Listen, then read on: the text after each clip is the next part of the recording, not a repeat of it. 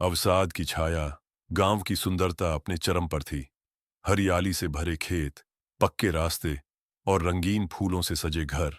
इस हरे भरे गांव में हीरा नाम का एक युवा लड़का रहता था। हीरा के जीवन में कोई कमी नहीं थी। उसके पास प्यार करने वाले माता पिता, भाई बहन और ढेर सारे दोस्त थे।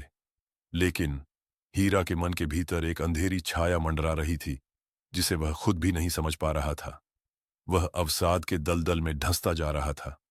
हीरा का मन हमेशा उदास और बोझिल रहता। उसे किसी भी काम में दिलचस्पी नहीं आती, दोस्तों के साथ खेलने का मन नहीं करता और पढ़ाई में भी मन नहीं लगता। उसके माता पिता भी चिंतित थे, पर हीरा अपने मन की बात किसी से कह नहीं पाता था।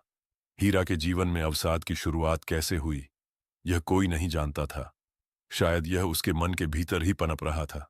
धीरे धीरे, बिन बताए, उसने खुद को समाज से काट लिया था। उसकी आंखों में उदासी और चेहरे पर थकान हमेशा बनी रहती। उसके दोस्तों ने भी उसे समझने की कोशिश की, पर कोई सफल नहीं हुआ।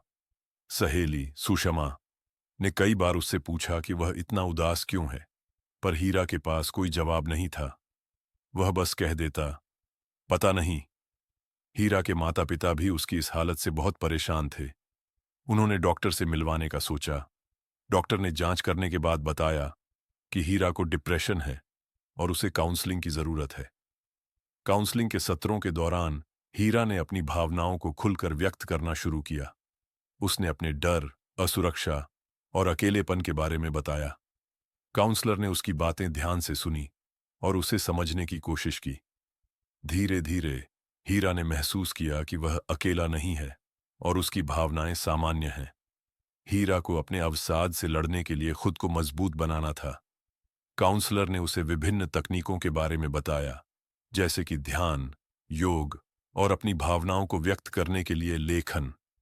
हीरा ने इन तकनीकों को अपने जीवन में अपनाया और धीरे धीरे सुधार देखने को मिला। हीरा ने अब समझ लिया था कि अवसाद एक बीमारी है, जैसे कोई और शारीरिक बीमारी होती है। इससे लड़ने के लिए हमें मदद की जरूरत होती है, और यह मदद मिल सकती है अगर हम इसे स्वीकार करें और इसके बारे में खुलकर बात करें। हीरा ने अपने अनुभवों को अपने दोस्तों और परिवार के साथ साझा किया। उसने उन्हें बताया कि अवसाद के साथ जीना कितना मुश्किल होता है और इससे बाहर निकलने के लिए कितना संघर्ष करना पड़ता है। उसके दोस्तों और परिवार ने भी उसे समझा और उसकी मदद की। धीरे धीरे हीरा ने अपनी पुरानी खुशियों को वापस पाना शुरू किया। उसने फिर से अपने दोस्तों के साथ खेलना शुरू किया, पढ़ाई में मन लगाना शुरू किया और जीवन की छोटी छोटी खुशियों का आनंद लेना शुरू किया। हीरा के जीवन में एक नया उत्साह आ गया था। हीरा ने अवसाद के खिलाफ अपनी लड़ाई जीती, लेकिन उसने यह भी सीखा कि यह लड़ाई कभी खत्म नहीं होती। उसे हमेशा अपने मानसिक स्वास्थ्य का ध्यान रखना होगा, और किसी भी समय जब उसे लगे कि वह फिर से अवसाद की ओर बढ़ रहा है, तो उसे मदद लेने में संकोच नहीं करना चाहिए। हीरा की कहानी हमें यह सिखाती है कि अवसाद एक गंभीर समस्या है, लेकिन इससे लड़ने के लिए हमें खुद को मजबूत बनाना होगा और मदद लेने में संकोच नहीं करना चाहिए।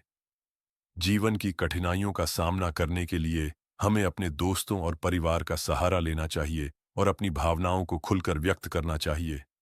अवसाद के खिलाफ हीरा की यह लड़ाई हमें प्रेरणा देती है कि हम भी अपनी समस्याओं का सामना कर सकते हैं और जीवन की खुशियों को वापस पा सकते हैं। हीरा ने यह साबित कर दिया कि अगर हम चाहें तो किसी भी कठिनाई को पार कर सकते हैं और अपने जीवन को फिर से खुशहाल बना सकते हैं।